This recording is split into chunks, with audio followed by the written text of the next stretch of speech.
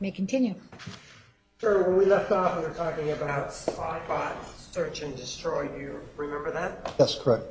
And we were talking about whether or not you knew or when the program was run, or did you know if it was run in May of 2008? Let me pull it back up. Randy, could you? Yeah.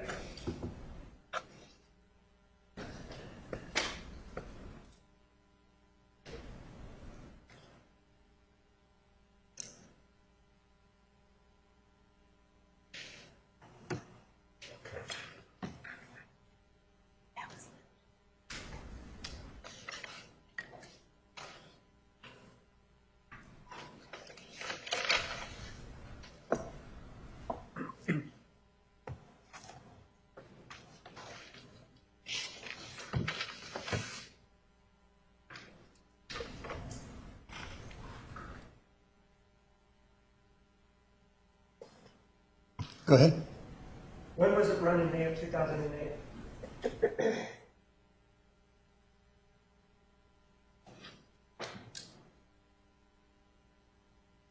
Well, what I actually need to do is check the install time and do the install log. If I'd had that ahead of time, that's not much of a problem, but it takes about an hour to parse it together. Because there's so many times that it was run, that along with 19 other different programs. So I would need to actually just parse it out to find out which are the exe files and which are the actual files that were run on that day on auto run. And by run, we're talking about something that's being automatically done, correct? It could be automatically or it could be manually. And just like we looked at the previous thing for June 4th of 2008 at approximately 1:44 p.m., that could also be manually run, correct? Correct. You have a run there on May 27th of 2008, shortly after 11 o'clock p.m.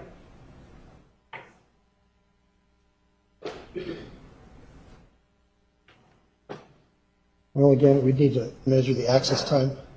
Pardon? I didn't hear you. We need to measure the access time versus change time versus modified timing. Again, if you want a printout on that, we can do it. It just takes about, well, we can do it over the weekend. I'm talking about the times as they appear there. Is there, after 2,300 hours on May 27th of 2008, was this spybot search and destroy run?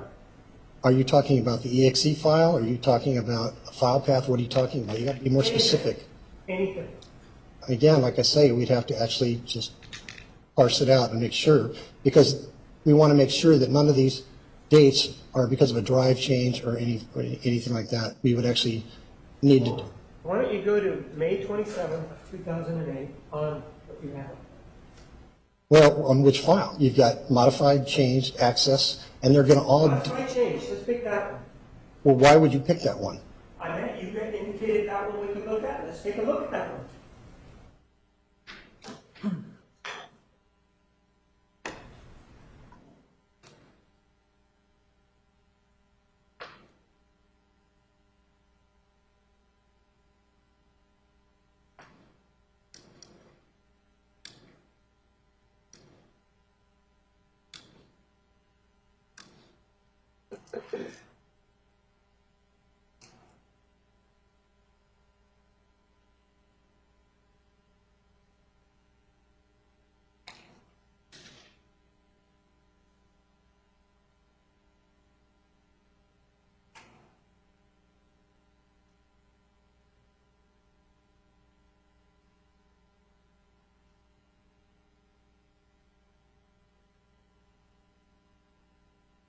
Which date are you looking for again? The 28th? I did not hear you. Which date are you looking for again? May 27th, 2008, after 11 p.m. And which, are we doing modified time, change time, or access? Whatever he was asking for.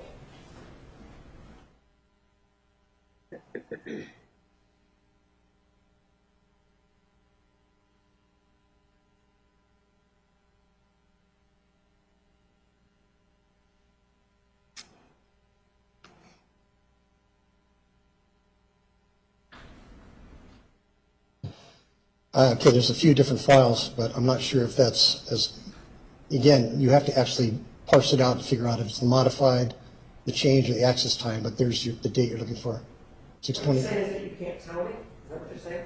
Right, if you would have asked me this ahead of time, it's easy stuff to do. It's just a matter of actually writing, actually doing it.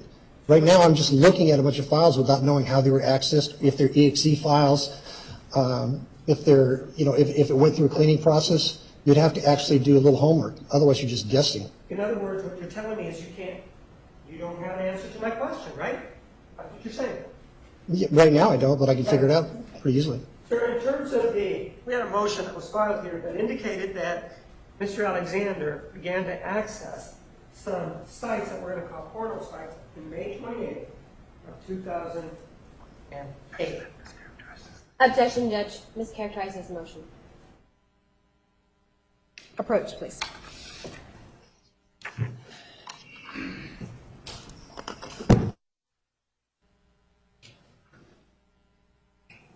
Sir, a motion filed November 10th.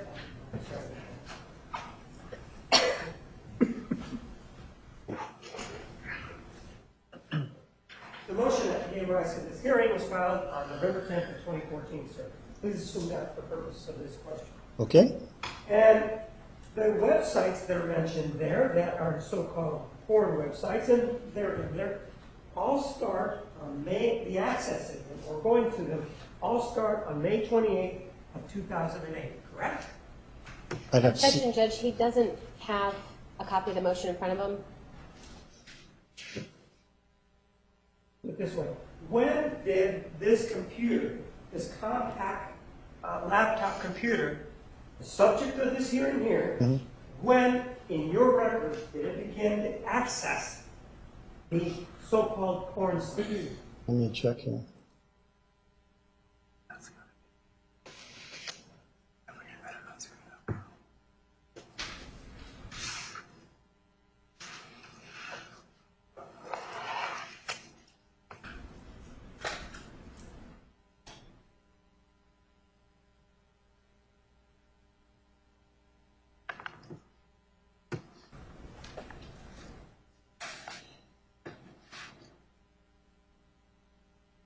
Mid 2007. There's a bunch in 2007, so I'm going to have to go through. And if you want, When in 2007? You have your computer there. well, here's a few. 10/10/2007. 10/10/2007. Yep. Where now? All right. Now you got to remember, there's 20 different 20 different types of erasers on this program, so we're not going to get it all.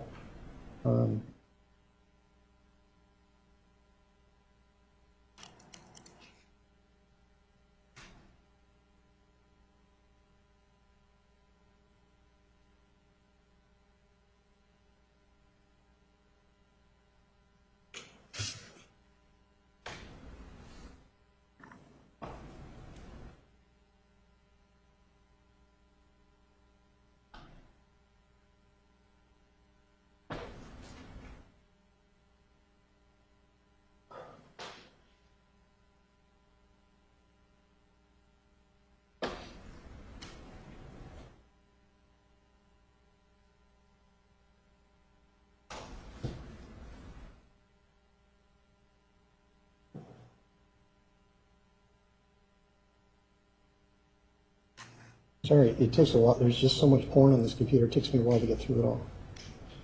The earliest that you mentioned is 2007, correct? Yes, so far. Let me just go through. And before that?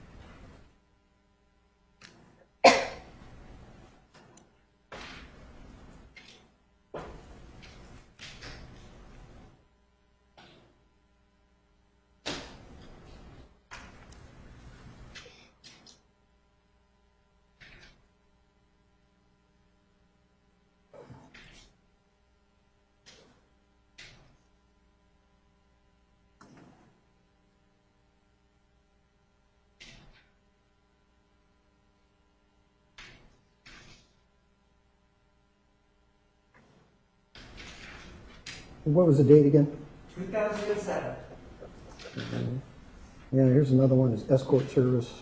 Pardon? Here's another one from, 2007? yes, 9/5/2007, escort. Right.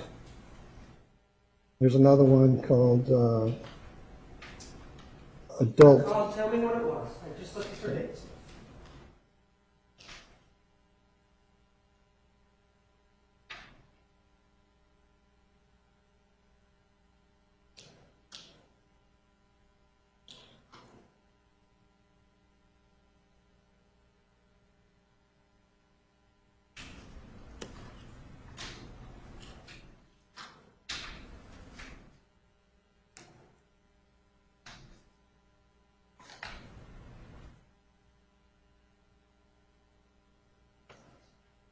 Here's adult porn database at 9/5/2007.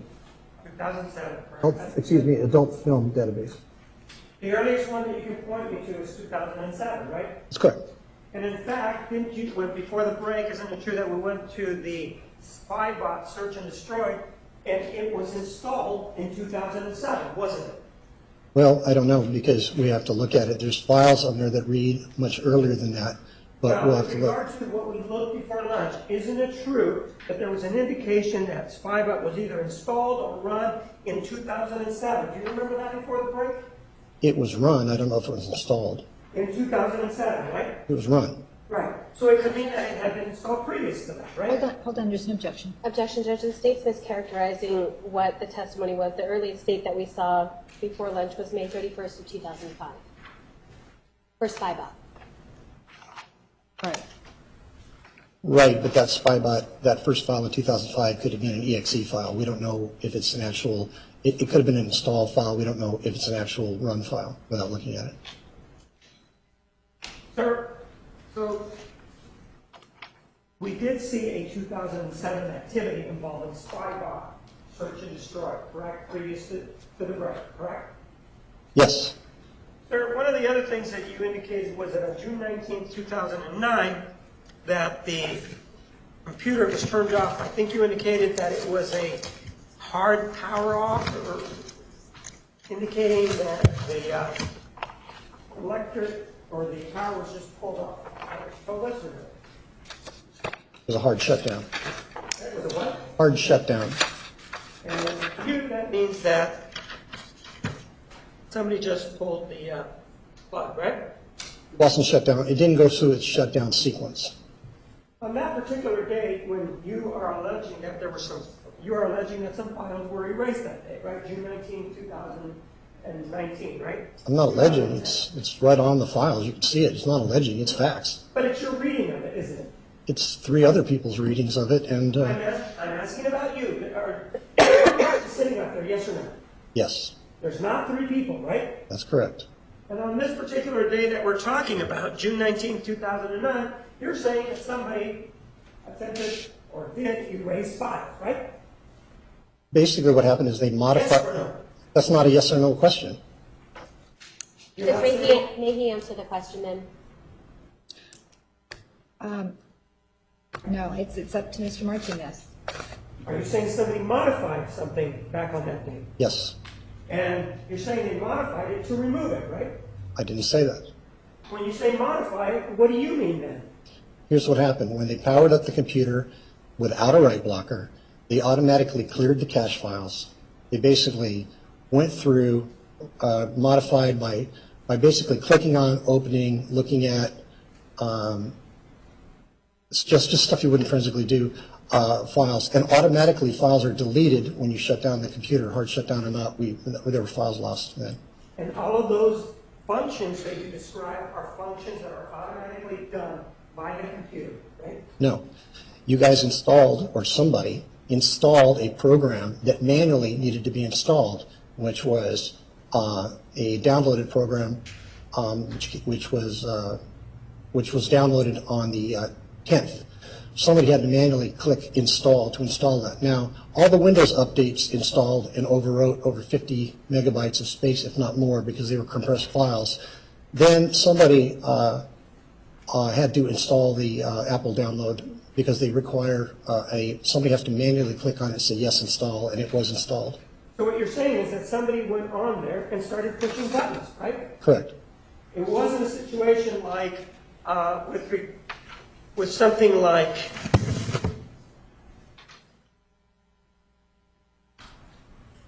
incinerator. It wasn't incinerator, was it? There's no such thing as, I don't know what you're talking about as incinerator. You keep using this word like it's a program. It is a program, isn't it? There is no program called incinerator on this computer, or no program that I own. I'm not asking if it's on the computer. That's my question. Isn't it true that there was no incinerator 2.3 program on that computer, was it? No. And it wasn't installed back on this particular date that you said that the files were modified, right? 1 second.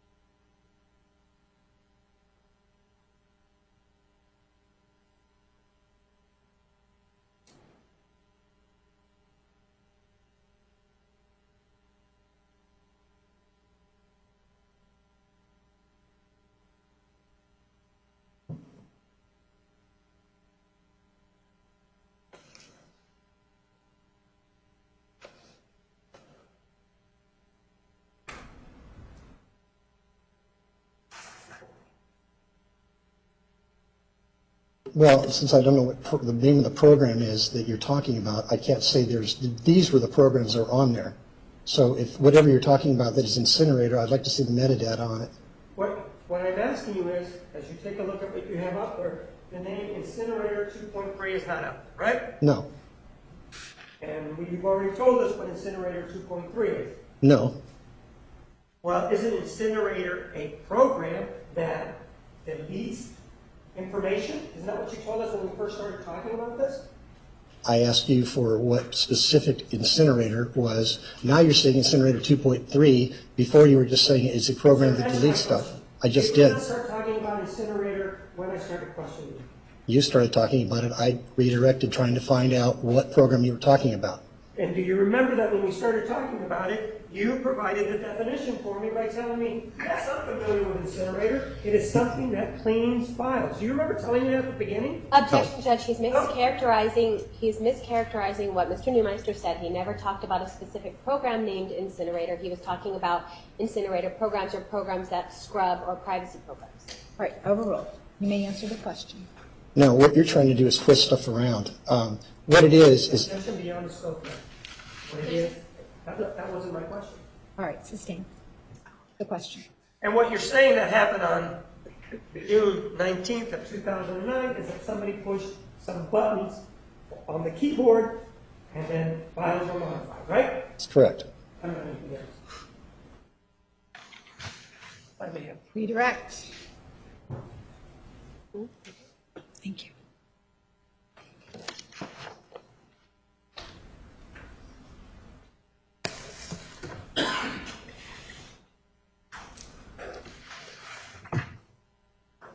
Mr. Neumeister, how do you know whether or not somebody touched the keyboard on June 19th? You can see it in the metadata. In other words, anything that happens to the computer is in the registry. Anybody tries to change it, it adds another log to the registry.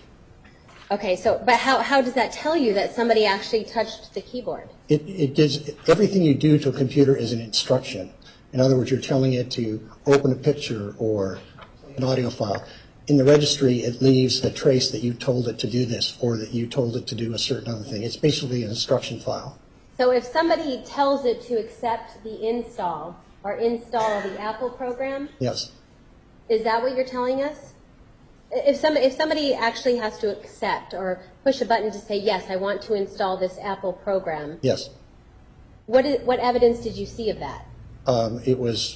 I actually didn't do that. One of the other guys did, but it was in the registry. Objection, lack of foundation. Sustained. What foundation? Objection, lack of foundation. Right. He's going to answer about what someone else did. Well, Judge, he's been answering, that's been the process of this hearing, and then even the state was asking questions about what other people did and had him answer for him. So I don't see any difference when I'm asking him same questions. Approach.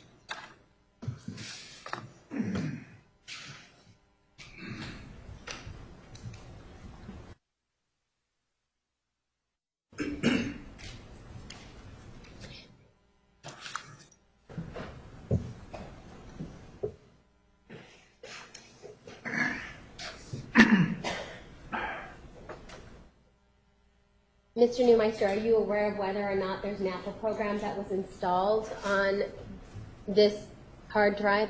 Yes, Objection, lack of foundation. It doesn't go to the issue that we have. it's right up on the board. It's on the computer. I just pulled Sir, the files. wait just a moment. There's an objection. Objection, lack of foundation. That's not the issue. The issue is whether or not he did the work. I did. All right. I asked him whether or not he's aware whether or not there's an Apple program. Overruled. The objection's overruled. You may answer. On this particular thing, again, we do a lot of computers. I did the work on this. You can see the QuickTime files and the installation under access time, 619, 1558 QuickTime, right there. Is QuickTime, to your knowledge, is that something to do with Apple? Objection, lack of foundation. The date that he did the work for involving this Apple issue. That's not needed, Judge. Overruled. So is QuickTime something that is related to Apple that you know of? Yes, and it must be manually installed. Okay, and when you say manually installed, what does that mean?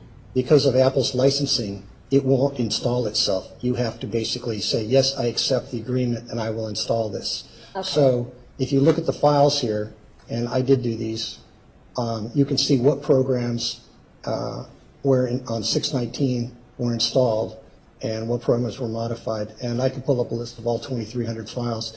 But you can see Southwest Airlines tried to ping the internet. In other words, it tried to look for a deal saver. Right after that, QuickTime did its install, and I can pull up the installer logs if that's an issue. Okay. So on June, so you're showing us June 19th and the Right here, under the access time, it would be the first few files. There would be 619 at 1558. Those right in there. Let's see. Could you zoom in on those? I don't know if you can. Is there any way to bring the lights down or something like that? It's a little hard to see. But the dates are, the install time, excuse me, was 1558, 48 Mountain Standard Time. Okay, and leave it right there just for a second. So what we're looking at is don't move it, Okay. under access time. And Mr. Neumeister, is it all right if I move your laptop just slightly over so I Sure. can access this?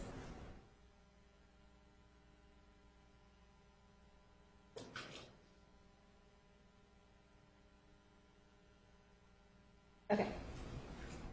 All right, will you zoom in again for us for June 19th? Okay, so what we're looking at here on June 19th, this whole row of Yes. June 19th, these are all files that on June 19th were what? Well, those particular, not the first file, but the QuickTime and the first three were installs, and the rest are just files that were either modified, accessed. There's all different kinds of things. We'd have to pick each specific file to see what's done to each one. Okay, But they were all modified. Okay, all mine. So what I'm looking at is down this row of June 19th, I see the time of 15:58:48. Yes. And I'm looking just at the first page, you can see that this was all done at the same time. Yeah, the iTunes. It's basically an installer program. See where it says iTunes, iPod. It's all installing at the same time. Okay, Overwriting data that was on the drive that is now gone. okay.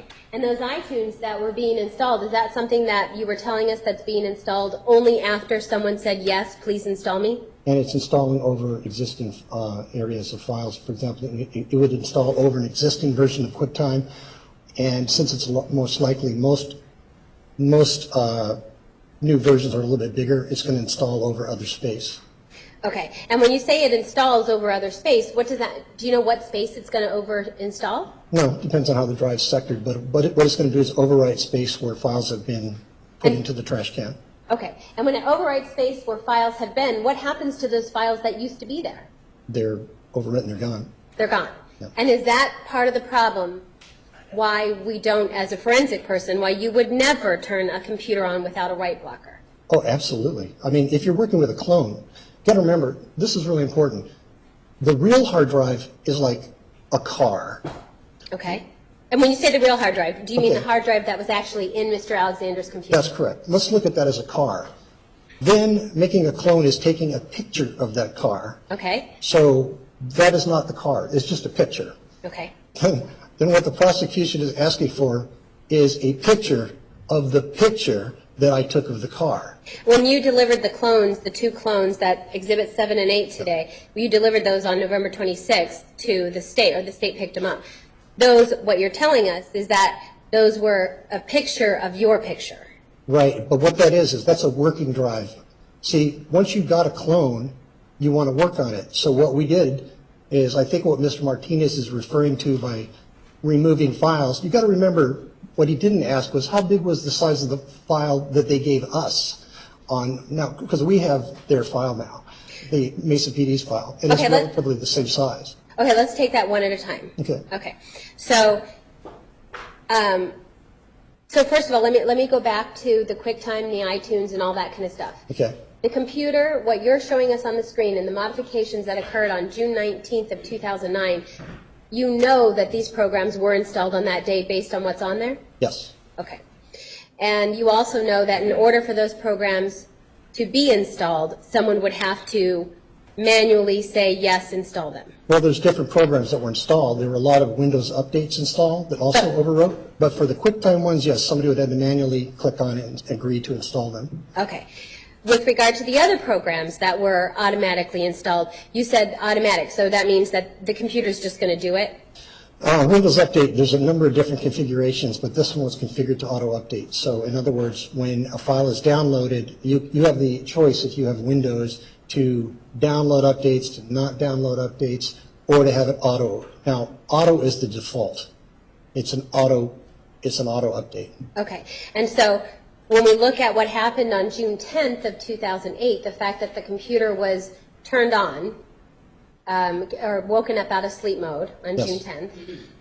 On June 10th, what happened when that computer was turned on? It downloaded 50 megabytes of Windows updates, and it also downloaded the QuickTime and iTunes installer. Okay. And when you say download, then, is that different from installing? Yes. In other words, those files are coming down from the internet and being put on the computer. In order to put them on the computer, if you're downloading 50 megabytes of stuff, it has to be put somewhere. And where it puts it overwrites data that was put in the trash can, for example. Okay. So it's overwriting. So is it similar to when we, everyone can relate to this, when we see our computer screen and it tells us you have to restart your computer or shut down your computer to get the updates? Talking about then. Yeah, basically, certain updates require restart, certain don't. Okay. But sometimes, some of the smaller ones, like on Windows, some of the Defender programs don't require, what are called definition files, don't require a restart. But big file programs like this, or bigger updates, do require a restart because it has to get into what's called the registry. It's Okay. So they're downloaded from the internet on June 10th. correct. 2008. And then on June 19th, 2009, when the prosecutor and the other defense attorneys were present and they turned it on, then all those downloads, some automatically installed. Is that what you mean? Objection assumes facts not in evidence. It was defense counsel who turned it on. I said, that's not what I said. They were all present, Judge. The prosecutor, Detective Flores, and two defense attorneys and an investigator were all present when that computer was turned on. All right, overruled.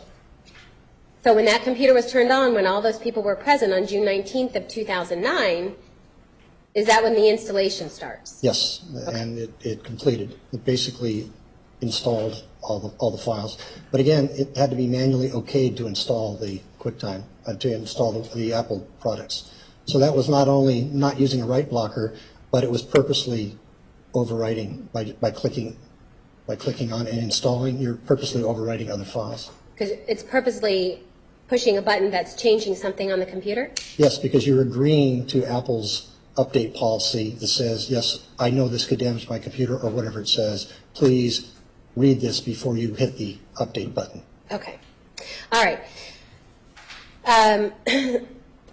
Let's talk about the difference between a clone and an image, Okay. and what it is that you delivered or that you prepared for the state.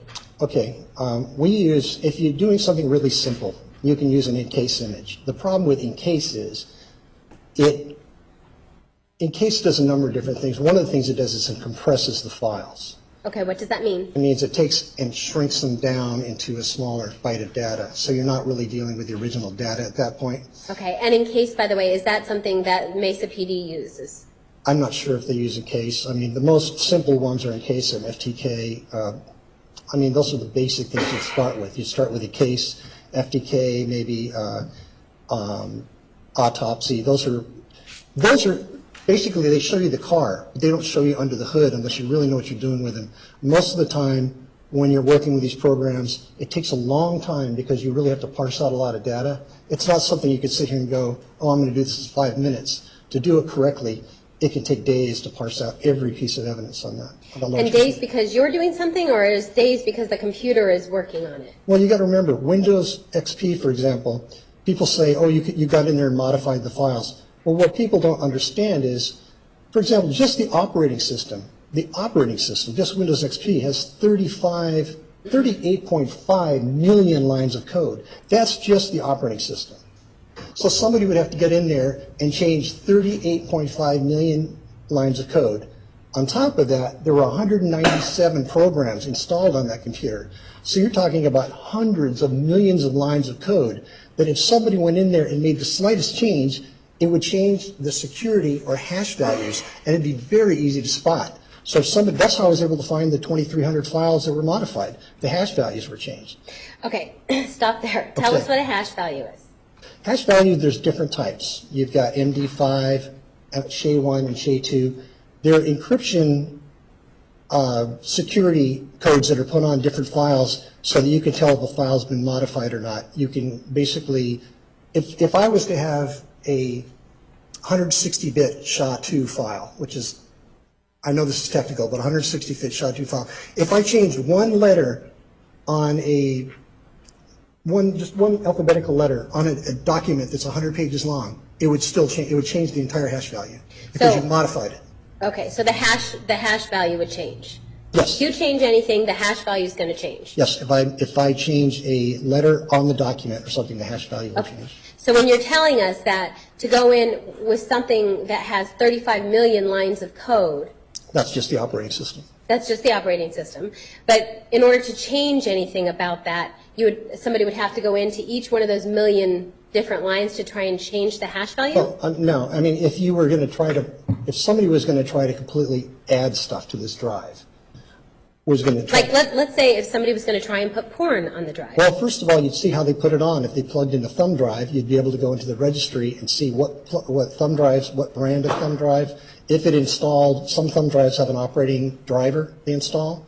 So you'd be able to tell exactly what thumb drives were installed because the registry likes to keep a list of that. So if it sees the same thumb drive, it recognizes it. So what you're saying is that whenever somebody hooks something up to the computer, if they put a thumb drive in the computer, if they put a pair of speakers into the computer, in the registry, does it create a line? Not the speakers, because the thumb drive is actually going into a USB port. It's basically, now, if you had speakers going to USB port, different story. Okay, But so the thumb USB drive, anything that's putting in data, like a USB drive, if you plug in a USB, any kind of USB device, it's going to leave a thing in the registry. Okay. And did you see anything that indicated to you that somebody put something into the computer after June 10th of 2008? No, it's clean. Nobody's touched it from the 10th to 6/19. It was clean, not a single trace of turning it on or dealing with it. And on June 19th of 2009, was there anything that indicated that somebody put something into the computer? No, not as far as thumb drive. Basically, what you had is files that were modified because they were installed, and files that were gone through by looking for pictures or looking for. Objection, speculation, what Mr. Parzak or Ms. Schaefer may have been looking at. Can you tell? Overruled. Go ahead, finish your answer. Sure, you can just go through any of these files. There's over 2,000 files, and it says exactly when they're modified, so there's no speculation. It's right here in black and white. Okay, so you can tell what somebody looked at by just going through all of these different lines? Yeah, absolutely. Okay. All right, so back to the clone. Yes. You were asked about whether or not, let's talk about these 70,000 files Okay. that were zeroed out. Yes. And I know the prosecution accused you of doing it yourself, incinerating them with some program Right. that they later called Incinerator 2.3. That's correct. First of all, did you do anything like that? No. Okay. Second of all, tell me what 70,000 zeroed out files, what does zeroed out mean? Well, we found it first on August 26th of this year. They found out all 70,000 zeroed out files. They're also I'm sorry, sorry, Mr. Neumeister. You found what on August There were 26th? 70,000 files that had all the dates zeroed out, and we found those on 5/26 of this year. Of 8/26? Excuse me, let me just check, because I just got that text. It was, I want to make sure here.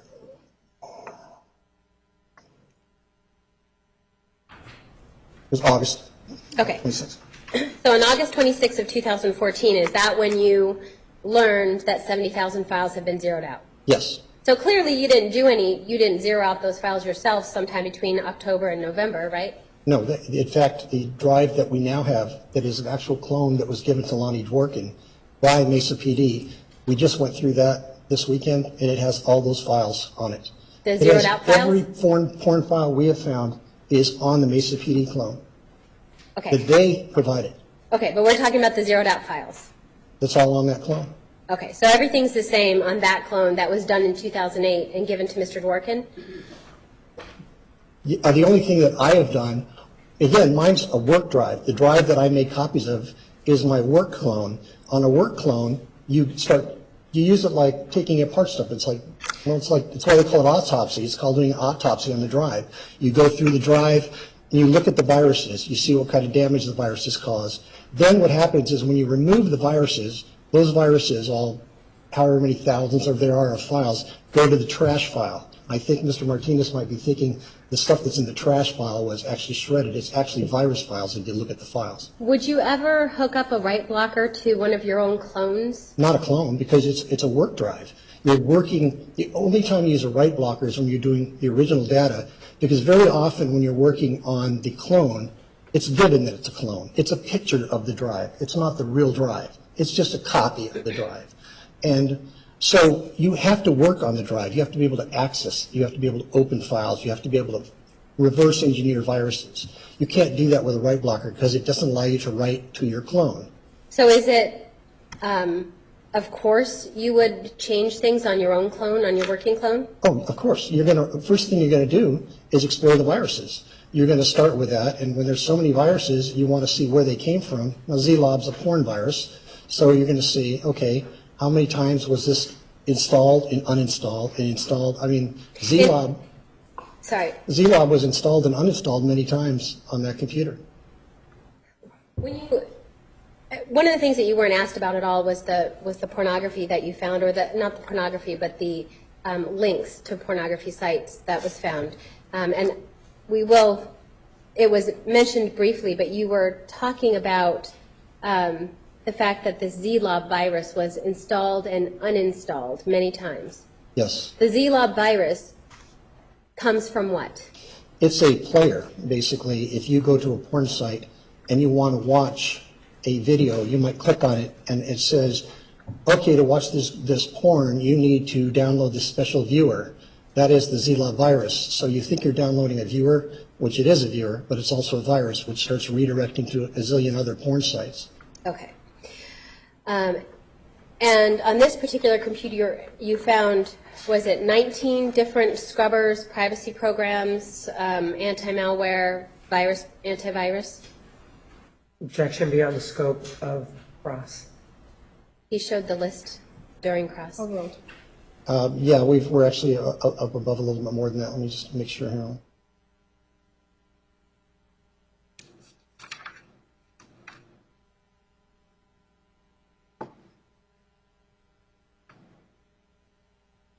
I've got 23. Oh, 23. 23 antivirus and privacy scrubber programs. And are these programs working? So from let's say 2006 to 2008, are these programs working and taking some of the programs off? Well, yeah, of course. But Question beyond the scope. He wasn't asked anything about that. That's all about. yeah, of course, when you've got this much stuff, I've never seen ever this many type of privacy cleaners on one computer. Now, they weren't all running at the same time. They were uninstalled and installed because some of these privacy cleaners are also viruses. Because people think, oh, I want to get rid of this porn on my computer, so they'll see an ad, they'll Google get rid of porn, they'll download something else that looks like a program that's going to eliminate spyware, but in fact, it's what's called a keylogger or something similar like that. So some of these things that he searched for and then downloaded and ran were themselves a virus. You say that this was unusual to have this many on one computer. What do you consider usual? Well, normally you'd have an antivirus. You might have on the newer Objection relevance is standard. Sustained. What do you have on your computer? Objection relevance. Sustained. Judge, it's relevant because the fact that the number of anti-malware and different programs, privacy scrubbers on this particular computer speaks to the fact of knowledge of porn that was on the computer. It also explains why there is not as much porn earlier than 2008, because it had been scrubbed. Relevance, we're here to determine whether or not the Mesa Police Department or the prosecutor had anything to do with an incident back in June of 2009. The state has not sought to challenge any of that at this hearing today about the porn. We will challenge it when he takes the witness stand, but we're here to determine whether or not there was some misconduct, not the content of the computer. Judge, the state did challenge it in its response motion when they alleged that Spybot somehow got rid of the porn and that's why they didn't see the porn. So they did talk about it. All right, overruled. So, Mr. Neumeister, how many privacy or antivirus programs do you have on your own computer? Well, Relevance as to his computer. He's applying his standard. Who is he? He is a forensic expert. So a forensic expert, do you have 19? Well, then we would like a hard copy of his computer so that we can really adequately verify it. Approach.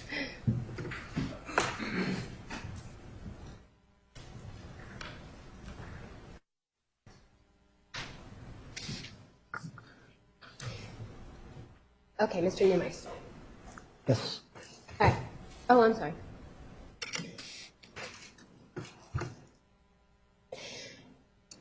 Okay. Having this amount of privacy scrubbers and antivirusware, what does that do to the pornography and the different porn sites that may have been looked up by the computer user throughout the years from 2006 to 2008? It makes it, it's a rather obvious trail. Where there's smoke, there's fire. If you have more than one or two of these programs, there's a reason. You're trying to get rid of data. I've never seen more than 6, and this has got 22. And so is it capable of getting rid of the data? Which data? Is it capable of wiping traces of pornography? Yes, it can. The normal way it takes it out is it takes it out of these are fairly simple programs. Spybot's not a very complicated program. What it does is it takes stuff out of the places that your husband or wife might look. It takes it out of the search index.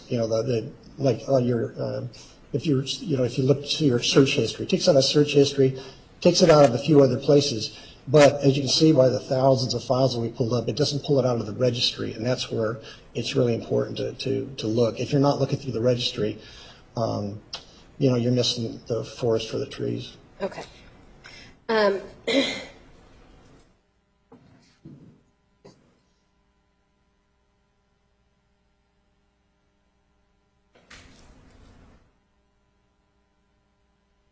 You said if somebody doesn't look through the registry, they're missing the forest through the trees? The registry is the brain of the computer. I mean, if you're going to start somewhere, you start with the brain or the computer. The registry is basically everything you want to know about the operating system or any program that has been on the program, on the computer, or is on the computer. Even programs that have been removed from the computer, there's traces in the registry.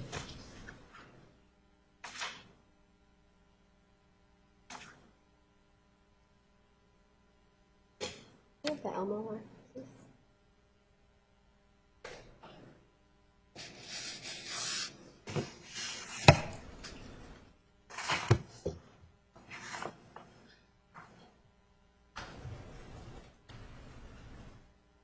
When you say looking at the registry, I'm showing you what's been marked as Exhibit 3. It's a transcript of Detective Melendez, who was the Mesa Police Department expert, forensic expert. This is the testimony from January 14, 2015. Okay? Okay. And this was on, these are questions by Mr. Martinez to Detective Melendez. You see the question where it says, okay, what else did you do? Yes. And he starts talking about, after that, I went through all the internet history registry of the computer itself. Is that what a computer forensic expert should do? That's one of the things, sure, but I mean, I have a very hard time believing anybody went through that registry. I mean, Well, let me ask you this. Okay. If somebody says under oath that they went through all the internet history registry of the computer itself, and then tells us later on that they didn't find any evidence of pornography on the computer, is that possible? There's no gray area. Either they're stunningly incompetent or they're lying. There's no gray area. So when you talk about the registry, it's that important to look at the registry to find out. It's the brain. You have to go through the registry. It's very important.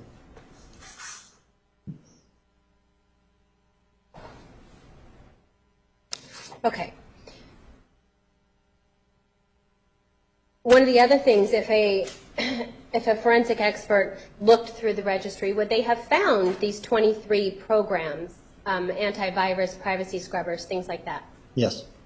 Would they have, and you said that was unusual to you.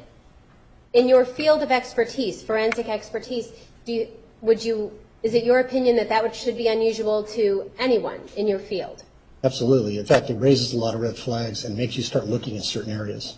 Why would it raise red flags to you? Because, I mean, it wouldn't be unusual to have something like a malware removal tool or even a privacy eraser. CCleaner would be a typical one that it gets rid of junkware that's on your computer. If after a while your computer starts storing a lot of, I'll call it bloatware, a lot of stuff you don't need, you'd use a program like CCleaner, very popular, it's free, and it erases a lot of, and you can suggest what you want it to erase, but it erases to free up drive space.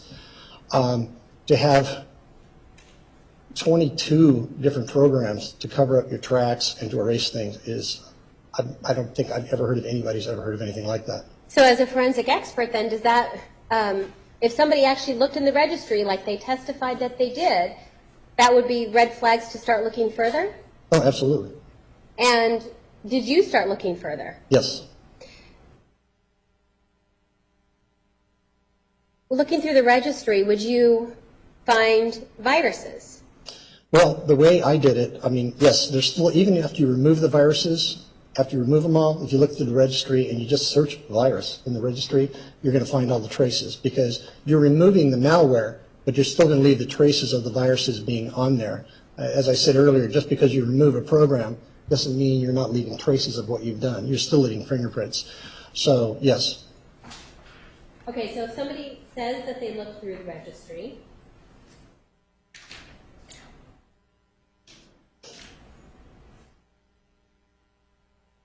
and I'm showing you exhibit number 2, which is a transcript of Detective Melendez's testimony from January 14, 2013.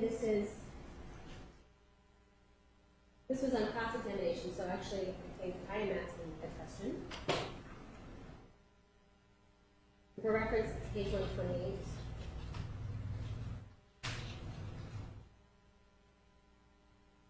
You see the bottom, the last question.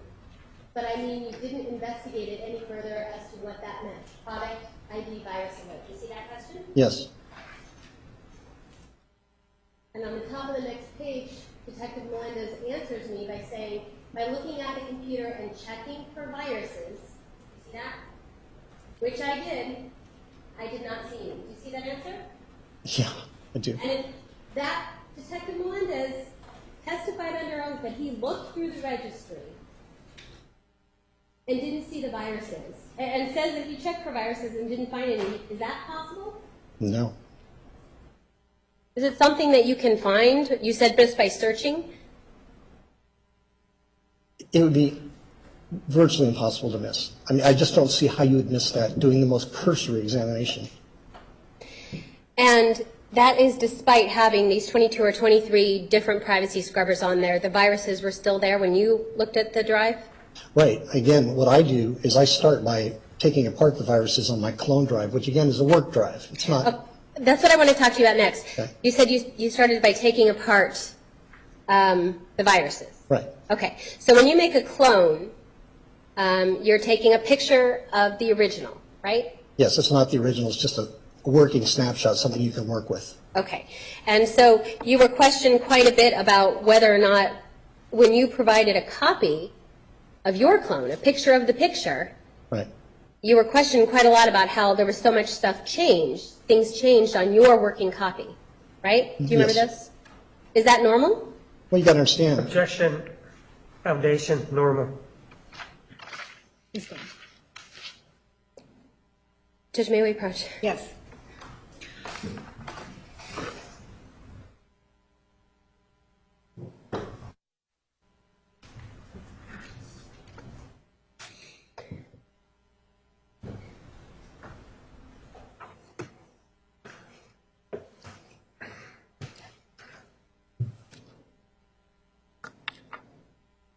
Can you explain why your clone, your working drive, would have changes on it compared to the original picture? Right, because it is not, it is a working drive. In other words, you're given a clone to work on. In other words, you're given a body to take apart to see how it works. So when you're given it, first thing I do is I start by going through the viruses, because on a porn case, one of the first things you want to do is look what kind of viruses are on there. And I found 44 viruses and right around 250 bits of malware and spyware and stuff. So it's a huge amount. And the fact that there were so many programs to take them out and they were still there. So I removed those. And if you were to remove those from the drive that the Mesa Police Department gave to Lonnie, it would be the exact same size. In fact, the drive that Mesa Police Department gave to Lonnie, which we've now inspected, is about 20 gigs. We have about, I think it was 18.7. We had removed all those viruses, which is a lot of them. So we have gone through the drive that Mesa Police provided. All those 70,000 files are gone on that drive. They're all zeroed out. On the drive that Mesa PD provided to Mr. Dworkin? Yes, that we received yesterday. Okay. And those 70,000 files were... Like a foundation, Mr. Dworkin received a file yesterday, is that what he said? No, that's not what he said. No. We received the drive that Mesa Police Department gave to Mr. Dworkin yesterday. And because I normally like to do my own work, I don't usually rely on other people's work, but we wanted to check his drive to see what's on there. And it's identical to what we have, same amount of porn. Just if you typed in just the word porn by itself, just the one word porn, there's, I believe, well, it's well over 25,000 hits. 25,000. If somebody was looking for porn, the first thing you type That in should is, be on the scope of the question. Sustained. If somebody was looking for porn, then what? if somebody was, Section, speculation, relevance, beyond the scope of cross. Overruled. if you're looking for porn, what is the first two words you look for? Porn and sex. Those, it's just loaded. I mean, that alone. And Mr. Neumeister, you were talking about the drive that Mesa Police Department originally provided to Mr. Dworkin. That's correct. This is not a clone I made. It's the same. I mean, it's the same drive. I just removed the viruses from mine. Okay. So I could see where the viruses, how it affected the thing, but we have the clone that Mesa gave Mr. Dworkin, and we found everything the same on that drive than on ours.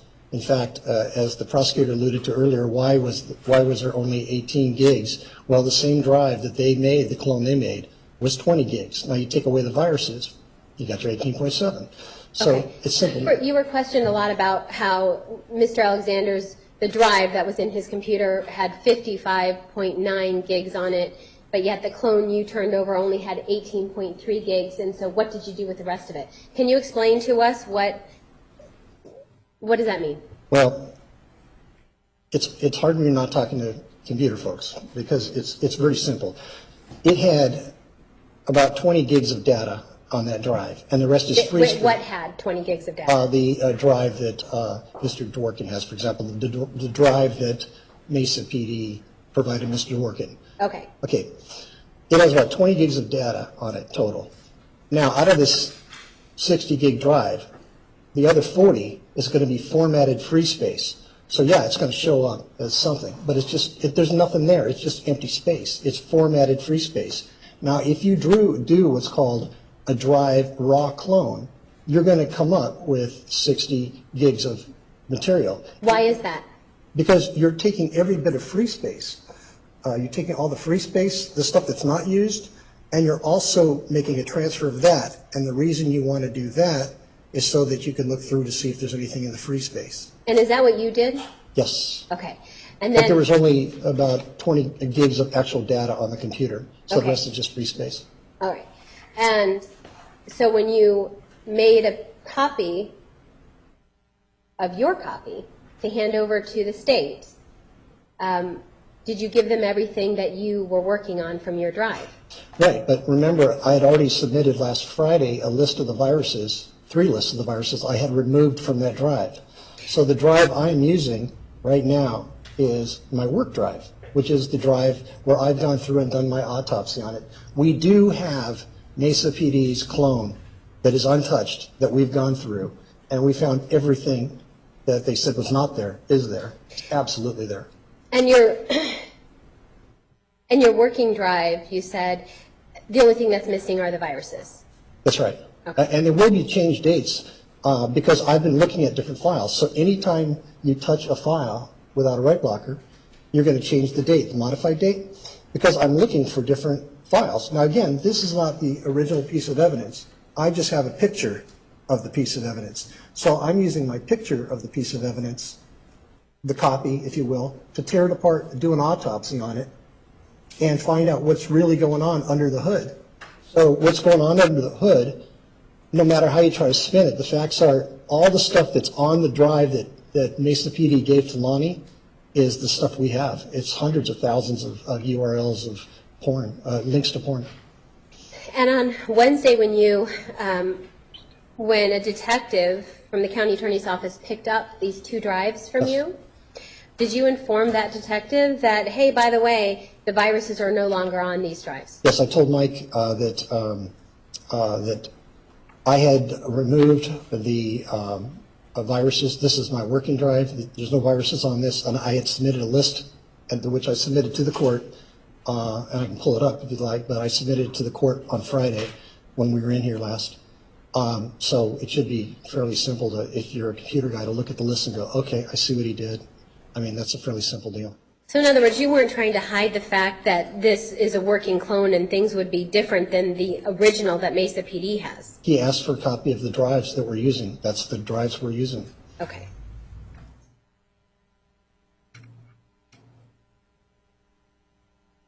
You were asked questions about whether you modified or deleted files from Mr. Alexander's drive, something about 8,958 files between the time of October 20th to November 16th of 2014. Did you ever work on Mr. Alexander's actual drive?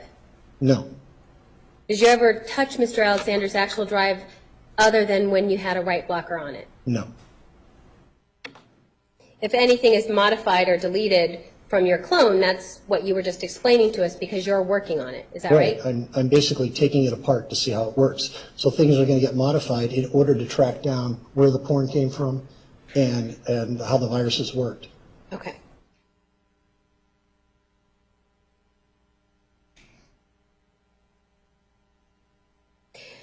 You were showing us some of the information of when the pornography links were first accessed. And I think the earliest date that you showed us today was September of 2007 for the adult film database. If I could get my computer back, I could.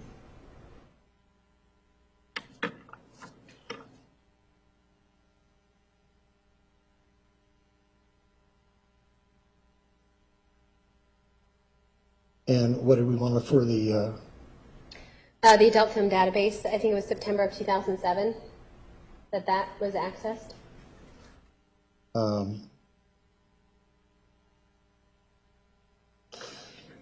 Adult database, the adult film database was accessed on 9/5/2007, and again, that's not from a virus. That's from a search. As all the history DAT files are also not from viruses.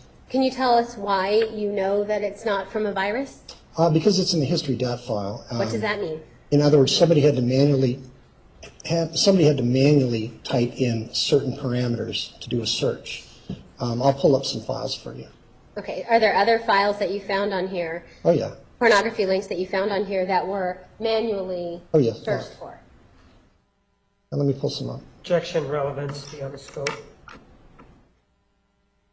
He went through these files on cross as well. He showed some of them on cross as well. Are you going to ask him about the specific files? Just the dates. All right, overruled.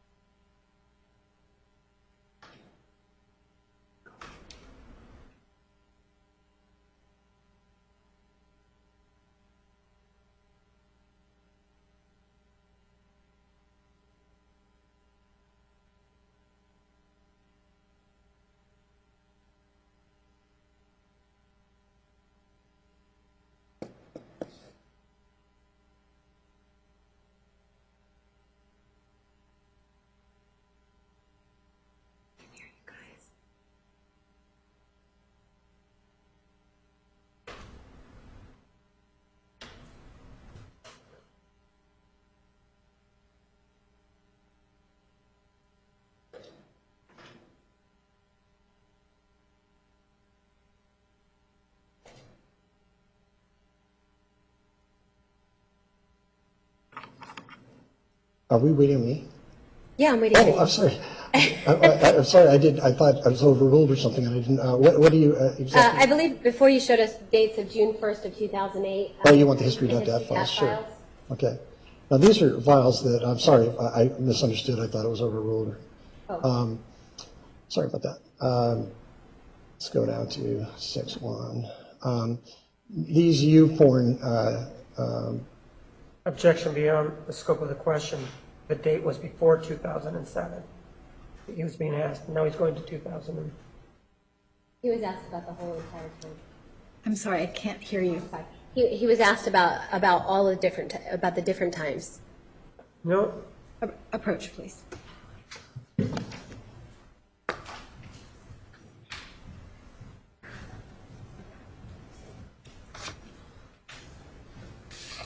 Okay, Mr. Neumeister, we're not talking about. Oh, sorry, I can't.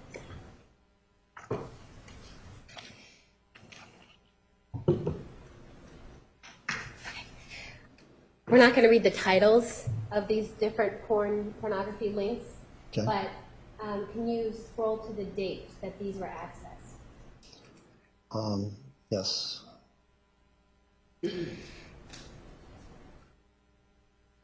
These particular ones were accessed on 6/1, but I need to bring them up. 6/1/2008. June 1st of 2008? Yes.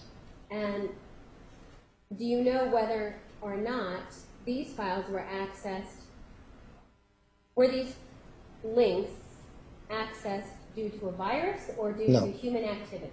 Human activity. And how is it that you know that? It's in the history dat file. Actually, what happens is when you search a certain term, certain words. Now, if you look here, you'll see on the right side, I don't know if you can really see it. Some of these are going to be when you search one particular term. If you search for shoes, for example, very generic, all kinds of shoes are going to come up. When you look at some of the words that were on here, these words, some of these words like this one right here, I guess we can't say what it is, but it was directly from this site. There's no adware. This is directly a search that resulted from these terms. If you go to this one, which is, I don't know if you can see it, I don't know if you want to see it, but that was a direct search that resulted from the terms that were entered, not from any virus. Okay.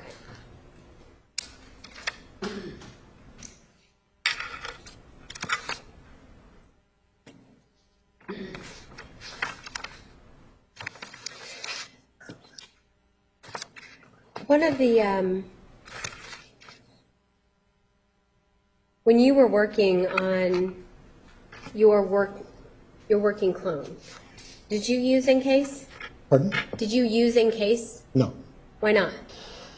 You know, what I look at in case is this. Law enforcement uses it because what they do is they get sold a package. You get a 5-day course. You know, those of us who have been working with computers for 30 years don't do that. You know, you get a little course, you get a little certificate that says I'm an Encase expert, and they teach you how to push the button. That's the problem. And though there are some amazingly good forensic experts with law enforcement, most of the time they use FTK or they use multiple programs. You should always use a couple of different programs. You should not just rely on one program. There's so many. It's just not a good idea to use one program. And with Encase, does it give you the ability to search, like you said earlier, the word porn? Oh yes. No, don't get me wrong. It's a good program. It's unfortunately a lot of the guys who are using it aren't. There were officers, and I worked a lot with the police, so there were officers that were brought off the street and said, okay, you're going to be in the forensic department, we're going to teach you some stuff, you're going to go to a school, and now you're a computer expert. So basically, they don't build their own computers, they don't modify the registry, they don't change voltages on RAM, they don't change clock speeds on RAM, they don't overclock. I mean, they basically use a program. And so even in its simplest terms, if you would search the main drive, you would come up with just the word porn, you'd come up with 25,000 hits. So even using Encase, which is what Mesa Police Department used, Yes. if somebody put in the search term porn, would they have come up with these links? Yes. And if somebody used the search term viruses, what would happen? The same thing. They would have come up with the I would viruses? use virus rather than viruses, but virus, yeah. Okay. You said that you work with a lot of police.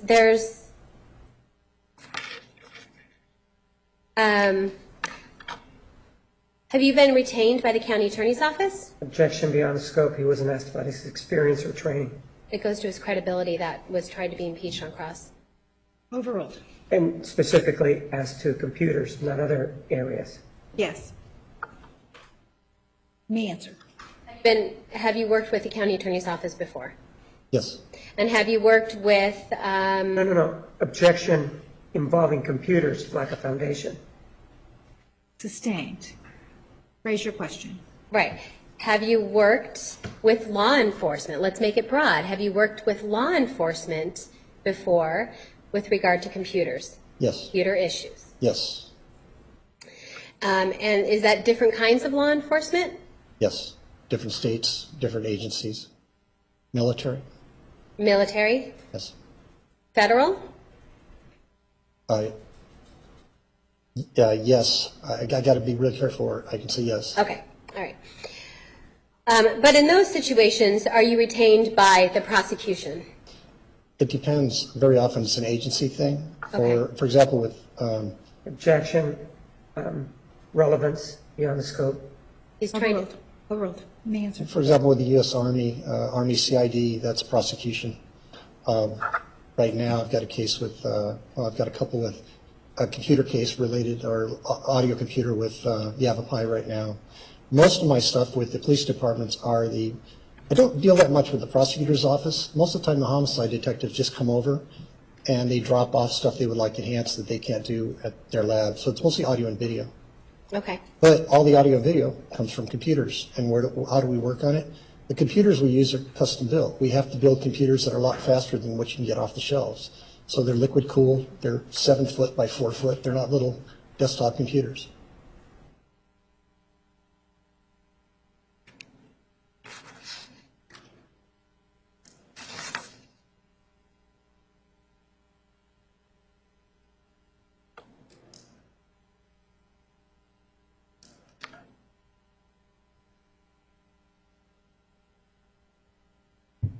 When you were showing us before the picture of, that showed us on June 10th and June 10th of 2008 and June 19th of 2009, when this Mr. Alexander's computer, the actual computer, was turned on and then turned off. Can you show us that again? Well, there's actually a lot of files, but I'll pull those up. I'm just looking at the time Oh, okay. when it happened.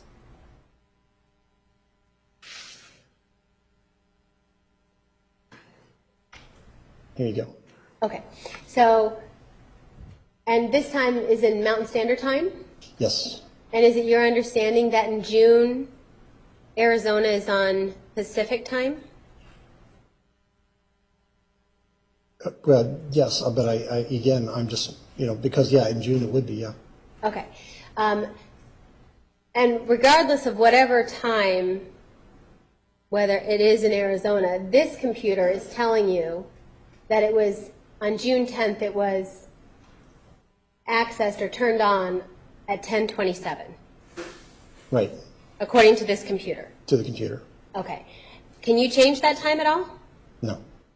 What about changing the time for when the computer was turned off at 11:13? It's all in the registry, and any of the documents that would come down would have hash values on them so that if it would tie it to the computer and to the date. Okay. So you can't fake this time. No. All right, and same with June 19th. We see that it was the time that the computer was turned on, 15:58 Mountain Standard Time, Correct. and turned off, hard shutdown, at 16:10. Correct. It says NST instead of MST. What's that? Oh, I typed the notes really quick from another file. Okay. Just to make it easier, it should be MST. I just typed them quickly. Judge is mumbling. I apologize. Yes. I did not Oh, hear I'm what sorry. you said. These are just quick notes. You can see they're on Notepad. These are just quick notes that I typed down. So if I had a keyboard, that should be MST. Okay. So the same thing goes for June 19th to 2009. Can you change those dates at all?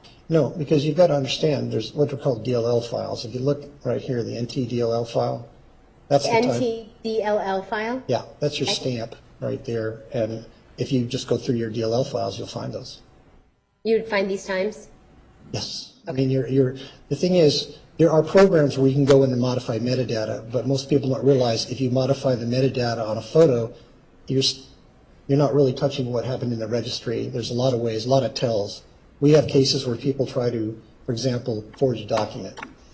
And there's a lot of ways to tell using the hash values if it's been modified or not. So it doesn't matter how many times they tried to bounce it around or what, there's usually some tells. Okay.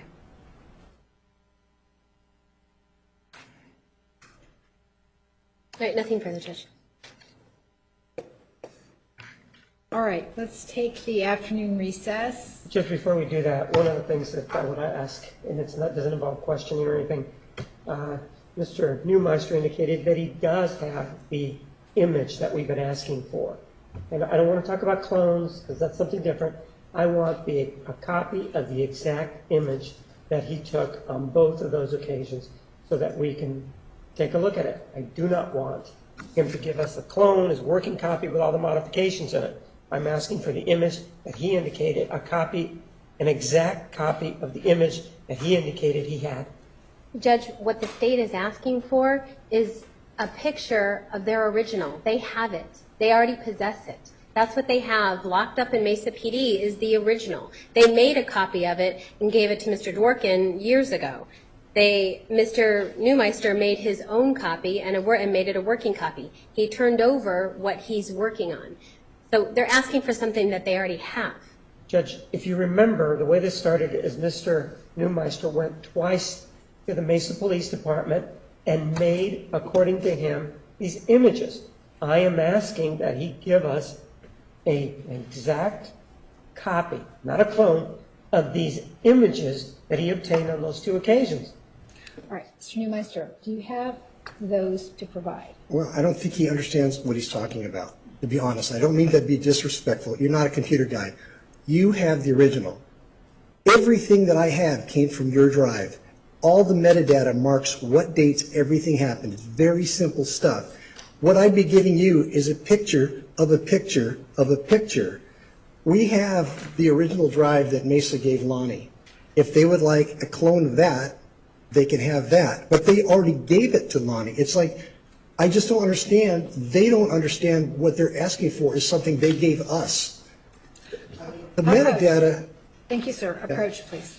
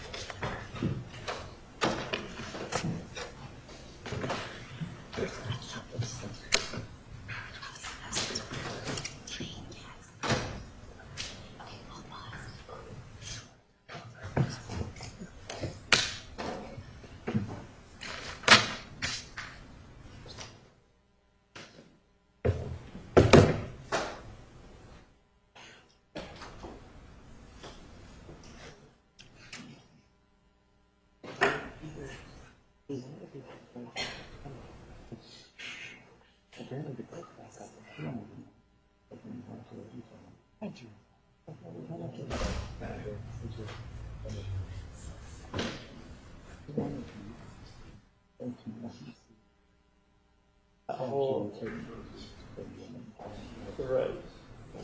And the whole done thing is kind of motivating. Two semesters.